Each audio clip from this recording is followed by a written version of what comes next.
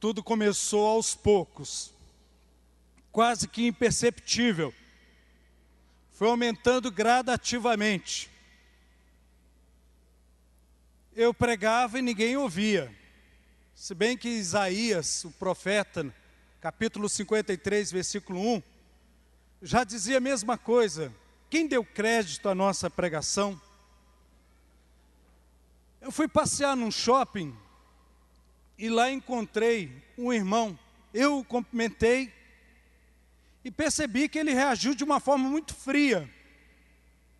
Eu continuei o meu passeio e havia uma pessoa do lado daquele irmão e perguntou quem eu era. Ele disse, ninguém.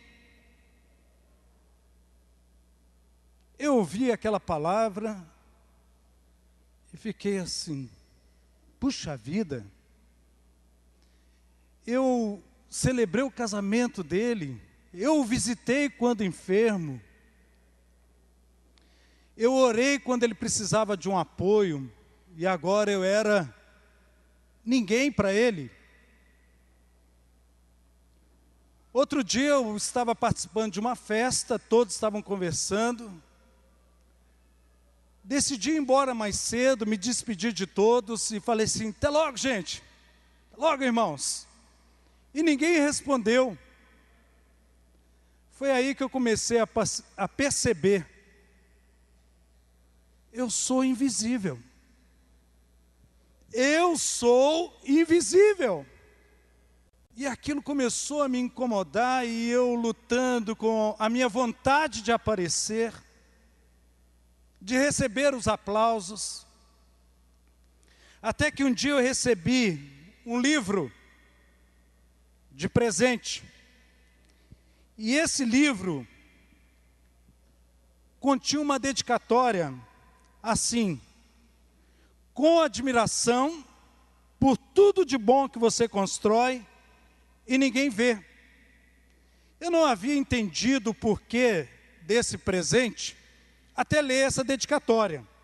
Com admiração de bom que você constrói e ninguém vê. É um livro também que falava sobre catedrais que foram construídas na Europa. E aqui diz que o autor é desconhecido. Folheando, autor desconhecido, autor desconhecido. Você procura o construtor e não encontra o nome. Queridos, algumas catedrais demoraram 100 anos para serem construídas, dia após dia. Alguns construtores começaram a obra sem saber como ela ficaria efetivamente terminada, mas iniciaram aquela obra. Certa vez, um dos construtores decidiu esculpir um passarinho num telhado. Só que no local onde ele estava esculpindo esse passarinho, de uma forma artesanal, cuidadosa, ia ser coberto. E alguém disse assim, como você vai fazer algo que ninguém vai ver? E ele respondeu assim, mas Deus vê. Mas Deus vê. Eles acreditavam, queridos, que Deus vê tudo. Deram suas vidas por obras que nunca viram construídas. E queridos, um dos escritores chega a dizer que hoje em dia nenhuma catedral poderá ser construída, porque há pouquíssimas pessoas que são capazes de tanto sacrifício. E queridos, essa luta de ser invisível, no entanto, cada trabalho, cada atividade que eu faço, você faz, Deus tudo vê. Deus vê as lágrimas, Deus vê a decepção, Deus vê a vitória. Deus vê cada trabalho, mínimo que seja, quando é para Ele, Deus tudo vê. Eu me lembro de um missionário que passou anos no campo, juntamente com a sua esposa. depois de tanto tempo já aposentados, regressam para o país de origem, e eles imaginam a recepção da igreja, das igrejas que os sustentaram, e eles ficam imaginando, olha, pelo sacrifício, pela dor, pelo suor, pela luta travada ali no campo do inimigo, nós vamos ter um tapete vermelho, vamos ter confetes, haverá um coral da igreja, haverá uma orquestra, reconhecendo o nosso trabalho ali no campo missionário. E quando eles estavam o avião já aterrissando, eles viram tudo isso e disseram, aí não falei, começaram a comemorar. E quando estavam descendo as escadas do avião, perceberam que toda aquela festa era para uma outra pessoa e não para eles.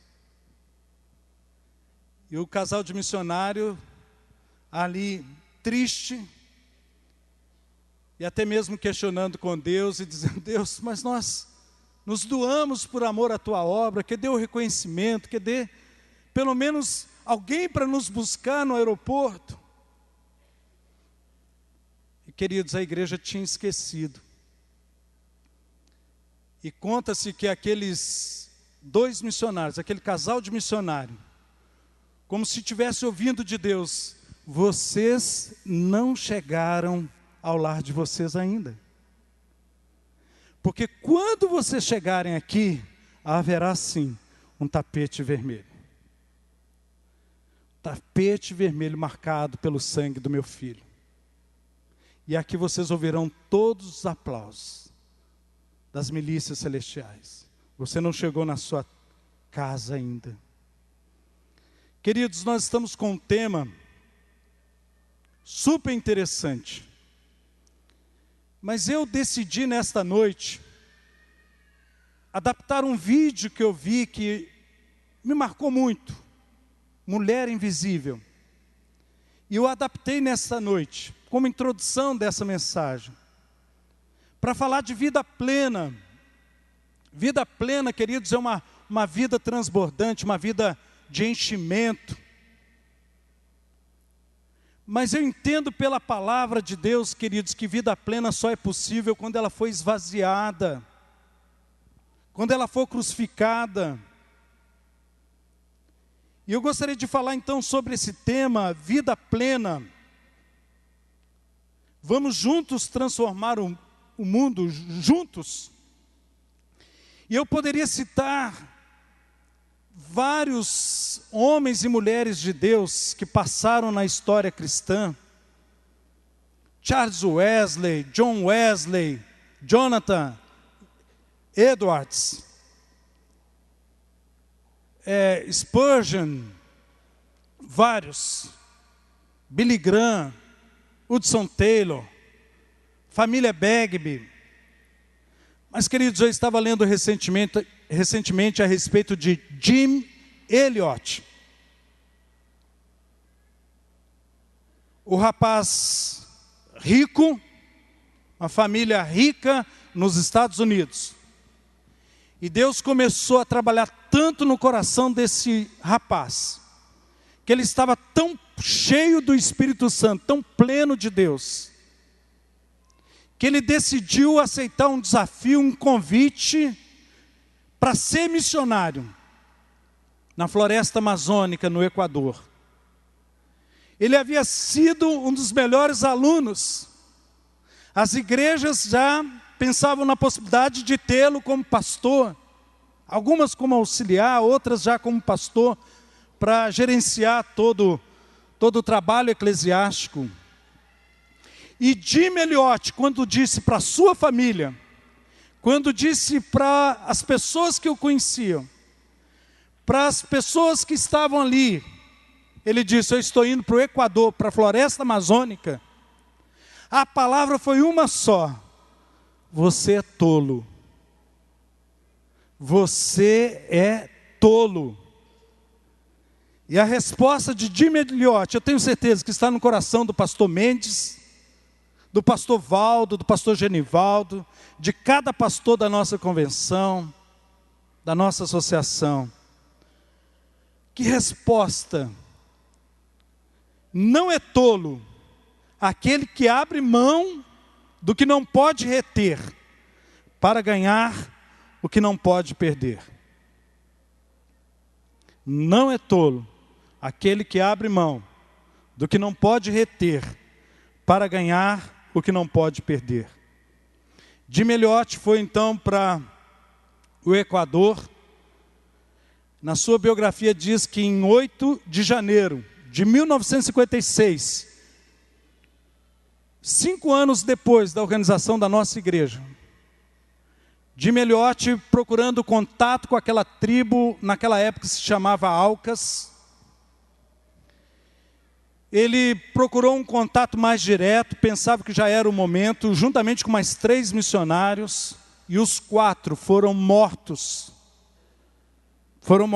ainda jovens.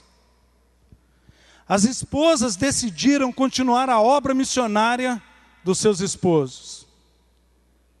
E a história desses homens dizem que, mais tarde, o assassino de Jim Elliot se converteu, se tornou um pastor e batizou a filha de Jim Elliot no mesmo rio que o pai faleceu.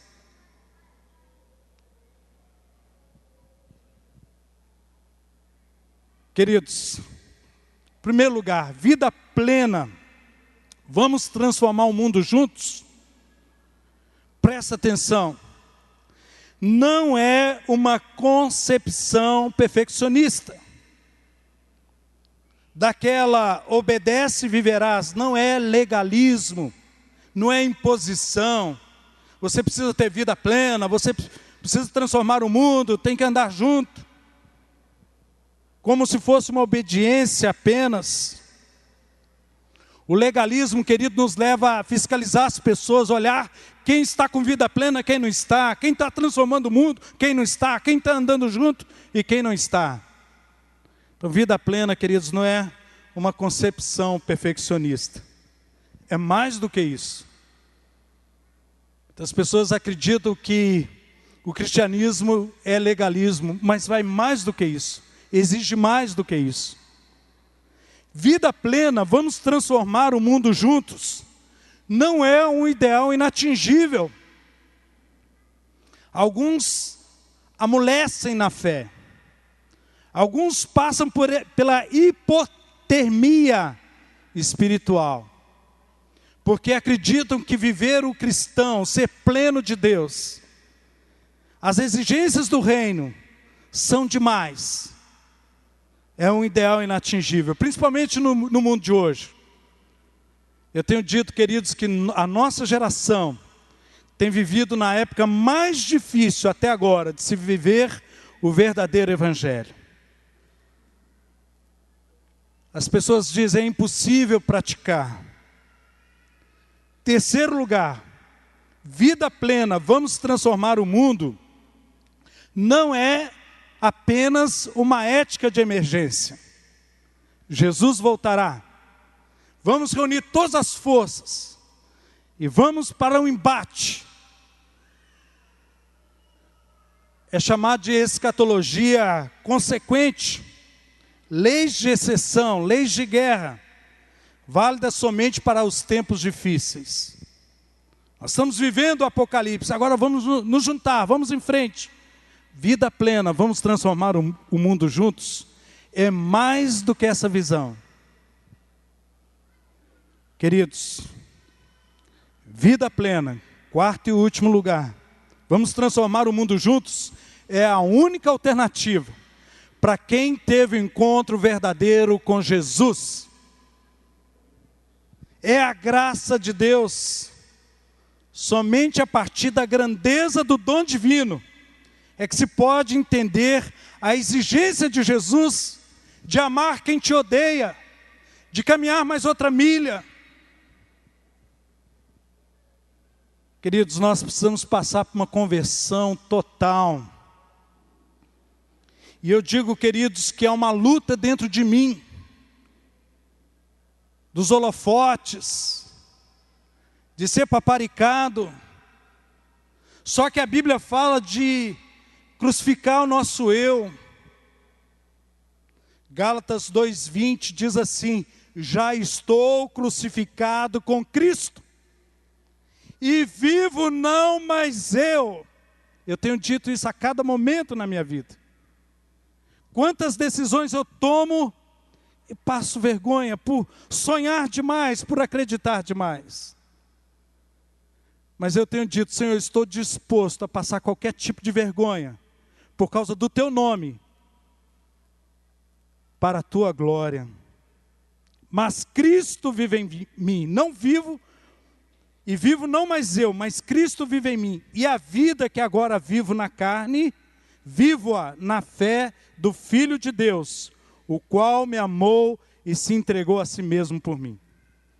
Amar a Cristo, queridos, é amar alguém que sofreu as atrocidades da cruz, e pensava em mim, pensava em você, e faz surgir a partir da cruz um novo povo, uma nova pessoa. E queridos, olhem para mim, olhem para cada um de vocês. Jesus não chama os nobres, não chama os eruditos. Jesus chama pessoas duvidosas para ministérios corajosos. Jesus chama pessoas simples para ministérios relevantes. Porque toda a honra, toda a glória é para Ele. Algo que nós precisamos saber, queridos. 1 Coríntios 15:36.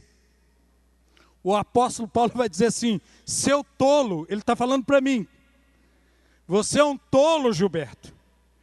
Quando você semeia uma semente na terra, ela só brota se morrer. Você só será, Gilberto, o que Deus pretende fazer na sua vida quando você morrer. Quando o seu eu for crucificado. E queridos, eu faço da oração de Mary Delval a minha oração, para que eu cumpra os desígnios de Deus fielmente na minha vida. Senhor, livra-me do desejo de ser estimado, livra-me do desejo de ser amado, livra-me do desejo de ser conhecido, de ser honrado, de ser louvado, de ser preferido. Senhor, livra-me do desejo de ser consultado. Já ouviu alguém dizendo? Mas ninguém me consultou. E queridos, eu confesso que muitas vezes eu tenho essa reação. Do desejo de ser aprovado. Conta-se que um pastor pregou com tanta unção, e uma pessoa foi elogiá-lo, ele disse: o inimigo bateu nas minhas costas também, e já disse a mesma coisa. Mas eu quero dizer que toda a honra, toda a glória é para o Senhor Jesus. Senhor, livra-me do desejo de ser humilhado, do medo de ser humilhado, do medo de ser desprezado, do medo de sofrer repulsas, o desdém, o menosprezo, do medo de ser caluniado, de ser esquecido, de ser ridicularizado.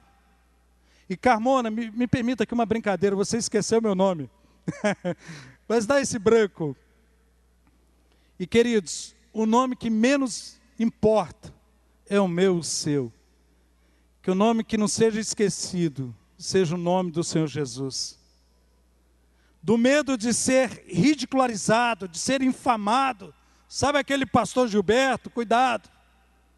Do medo de ser objeto de suspeita. Porque João 3,30 é um versículo que eu trago como lema, como lembrança. Convém que Ele, Jesus, cresça e que eu diminua.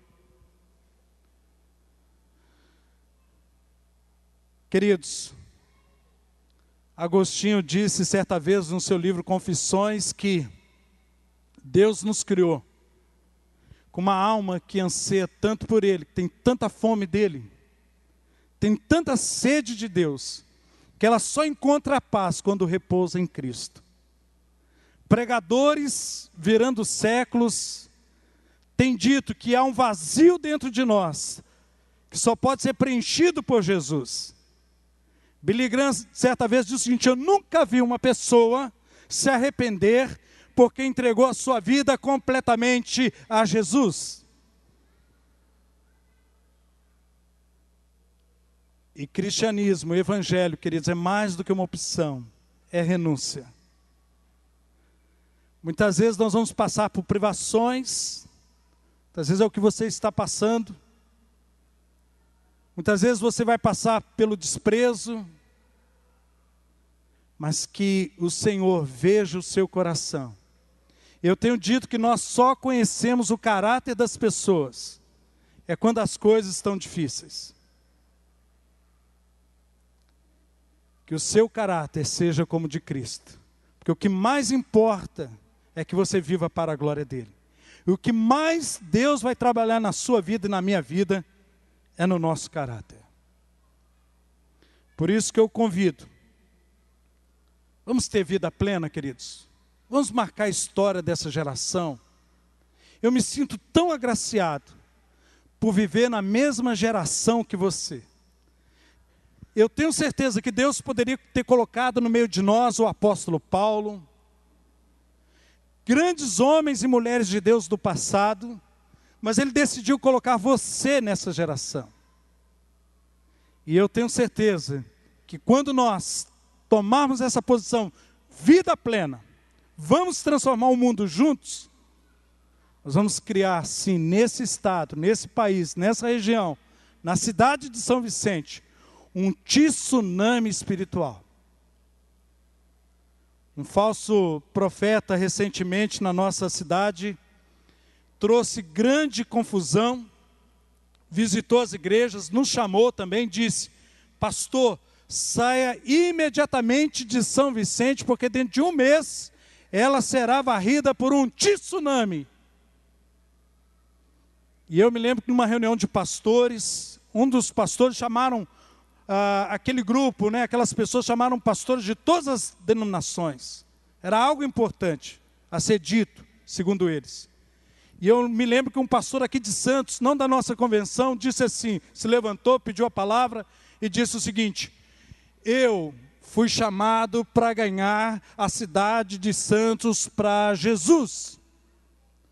Se Deus falou no seu coração, não falou no meu ainda, que vai varrer essa cidade com o tsunami, eu estou nesse tsunami porque eu amo essa cidade.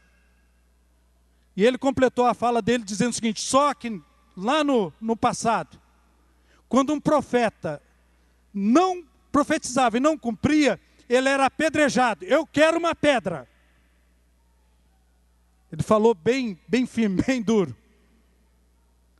Queridos, eu creio num tsunami a partir do litoral. Mas como aquele que Abacuque descreve, que se enche a nossa nação, nosso estado, com a palavra de Deus, como as águas cobrem o mar. E que Deus possa usar a minha vida e a sua vida para escrever a história dele.